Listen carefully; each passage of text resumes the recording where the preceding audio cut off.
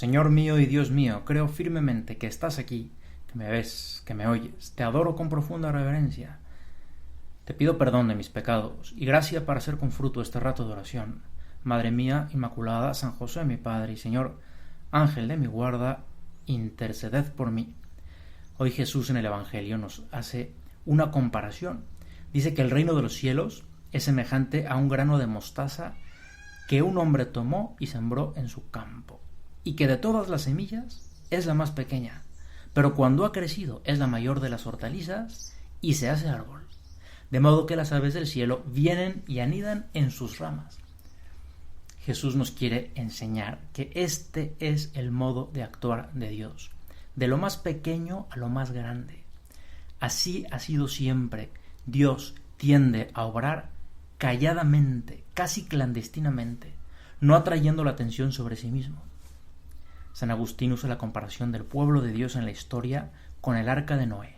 Imagínatela, una pequeña embarcación moviéndose entre las encrespadas olas de la historia, de modo que mientras los grandes imperios nacen y declinan, mientras numerosos personajes poderosos aparecen y desaparecen de la escena, mientras ruidos de cañones de guerra y grandes acontecimientos acaparan los titulares de la prensa, el reino de Dios avanza silenciosamente, desconocido muchas veces, pero inevitable.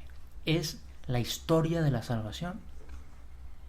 C.S. Lewis, escritor inglés, habla de este método de Dios del grano de mostaza al referirse a la encarnación del Verbo, el modo en que Dios entra en el mundo como un niño desconocido de un pueblo desconocido, de una región perdida del Imperio Romano, todo insignificante, y es el Hijo de Dios que viene a hacer nuevas todas las cosas.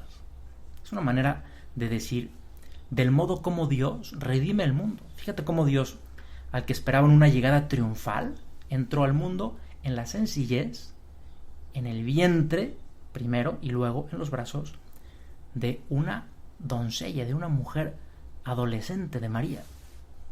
Pero este método divino no solo es una iniciativa de Dios en la redención, sino que también lo es en la extensión de ese reino. Porque así ha querido Dios actuar en la Iglesia a lo largo de estos 2000 años.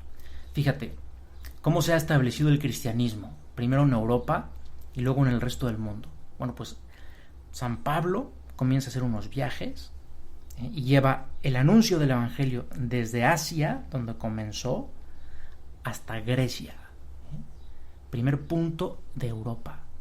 Y ningún historiador reseñó sus viajes.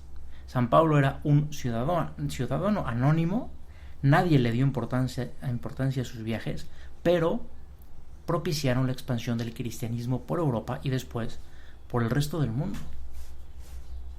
Pensemos en el pequeño puñado de personas que escucharon a San Pablo en el Areópago de Atenas, ¿te acuerdas? San Pablo habla y muchos se ríen de él. Te escucharemos en otra ocasión, le dicen, como diciéndole, no nos interesa lo que estás diciendo.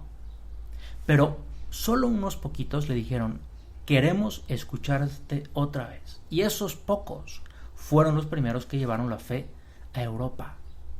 ¿Y cómo llegó la fe a América? Pues con el movimiento franciscano, que lleva más de 800 años y ha recorrido el mundo entero y que llegó hasta nosotros de manera tan especial en la evangelización de hace 500 años. Comenzó con un muchacho que escuchó la voz de Dios desde el crucifijo que le decía, Francisco, reconstruye mi iglesia que se está cayendo. Y pensó, pues bueno, Dios quiere que yo arregle la iglesia de mi pueblo, y así lo hizo, y luego vio que no, sino que le estaba pidiendo algo de mucha mayor envergadura, pero así comenzó, con algo pequeño. Y fueron unos pocos los que le siguieron, y luego fueron miles. ¿Y cómo comenzaron las misioneras de la caridad de la Madre Teresa? Pues una monja joven en Calcuta que escucha la voz de Jesús y empieza a trabajar en la ciudad más pobre, en el barrio más pobre, y de esa pequeñísima semilla ella decide no recibir nada de dinero ni de soporte institucional, nada de nada. Y así comenzó y se abrió camino esta obra de misericordia. ¿Y cómo se hizo la evangelización de África? Pues el detonante fue el martirio de un muchacho martirizado vivo por no renunciar a su fe. Y así se hizo la iglesia en África llena de vitalidad. Pongamos también a San José María. Después de una nevada, José María salió de casa y descubrió estampadas en la nieve las huellas de unos pies descalzos. Aquello le turbó. ¿De quién serían? Comenzó a seguirlas. Y por fin, a cierta distancia, reconoció la figura de un carmelita que volvía a su convento. Aquellos pies descalzos eran una obra de amor de Dios. Probablemente hubo más gente aquel día que vio las huellas, pero ni cuenta. En cambio, para San José María, para aquel adolescente, fueron un encuentro definitivo con la realidad de su vida, y le sacaron de sus deseos y proyectos personales, y lo pusieron frente a una pregunta decisiva. Si otros hacen tantos sacrificios por Dios y por el prójimo, ¿no voy a ser yo capaz de ofrecerle algo? Luego vino el Opus Dei, cuando él era apenas un padrecito recién ordenado.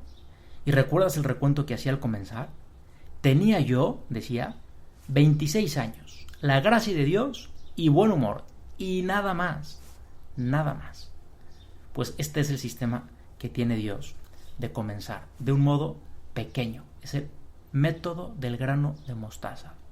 Silencioso, chiquito, a base de fidelidad en la respuesta de sus criaturas, no de posición en el mundo, no de influencia o de poder, ni siquiera de especiales cualidades humanas. Todas esas cosas Dios no las necesita. Porque si no, bueno, al menos yo no estaría aquí dándote la meditación, habría otros. Pero el Señor quiere actuar así y quiere que tengamos esa fe y esa confianza. Es verdad, a veces vemos el mundo y los males que lo aquejan y tantas injusticias y abusos e indiferencia religiosa, y podemos pensar, tú y yo podemos pensar, bueno, pues ¿yo qué puedo hacer? Yo te sugiero que no te lo preguntes a ti solo, a ti sola. Pregúntale al Señor: Jesús, ¿yo qué puedo hacer? Y Jesús te irá dando sugerencias en tu oración, a modo de inspiraciones y luces en el alma, ya verás. Pero sobre todo no se trata de que te fijes tanto en lo que haces, sino de que plantes la semilla.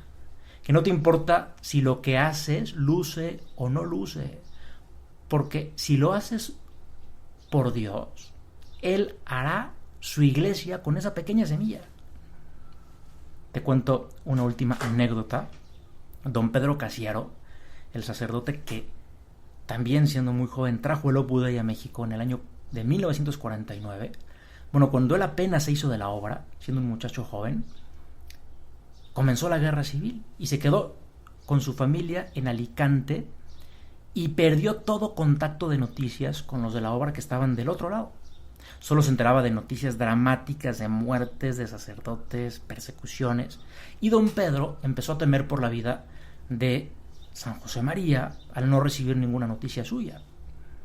Y él más adelante contó que en medio de ese aislamiento y falta de noticias, temiendo que San José María había sido fusilado y los demás de la obra también, se comprometió en su oración seriamente con el Señor a continuar adelante con la obra aunque se hubiera quedado solo.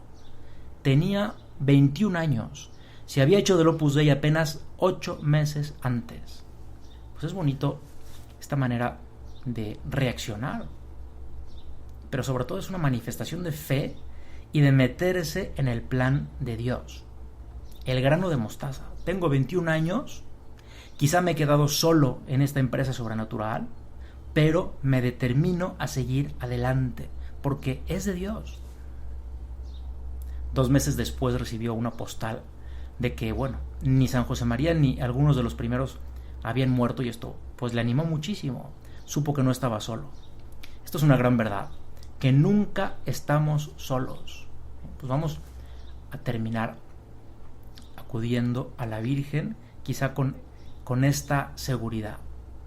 Piensa en los apóstoles, a veces un poco miedosos antes de Pentecostés, junto a María. Ella los acompaña en el nacimiento de la iglesia. Y ahí están los apóstoles perseverando porque está ella que les da seguridad. Bueno, este es el método del grano de mostaza que yo te quería platicar en esta pequeña meditación. Síguete tú por tu cuenta junto a María, que ella nos asegura la perseverancia en el camino, en el trabajo, llenos de esperanza en Jesús. A ella le invocamos. María, sé nuestra guía, prepáranos y acompáñanos en el camino de nuestras vidas. Y te doy gracias, Dios mío, por los buenos propósitos, afectos e inspiraciones que me has comunicado en esta meditación. Te pido ayuda para ponerlos por obra. Madre mía Inmaculada, San José mi Padre y Señor, Ángel de mi guarda, intercedan por mí.